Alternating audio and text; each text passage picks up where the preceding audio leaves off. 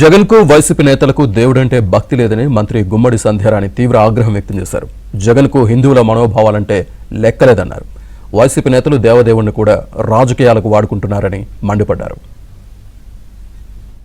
చెప్పులు వేసుకొని ఆ దేవదేవుడి ఫోటోను తీసుకొచ్చి ఒక పాంప్లెట్ లా వాడి వాళ్ళ పని అయిపోయిన తర్వాత దాన్ని టేబుల్ మీద పడేసి ఇష్టానుసారంగా పోయారు అనంటే ఇంకా అది మేము మాట్లాడితే అబద్ధాలు ఎలా మాట్లాడుతున్నారు అంటే అసలు మనం అంత దారుణమైనటువంటి మాటలు మనం వెళ్ళాం. దేవుడితో ఆటలాడితే ఖచ్చితంగా పనిష్మెంట్ ఉంటుంది.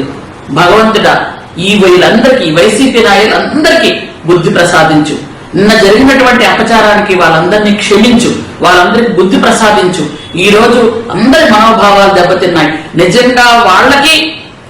నిజంగా ఆత్మసాక్షి అనేది ఉంటే వచ్చి క్షమాపణ చెప్పి ఆ తర్వాత సభలో కూర్చోవాలి వాళ్ళు. కానీ భగవంతుడు చూస్తున్నాడు, 5 కోట్ల మంది ప్రజలు చూస్తున్నారు, అంతా భగవంతుడే చూసుకుంటాడు.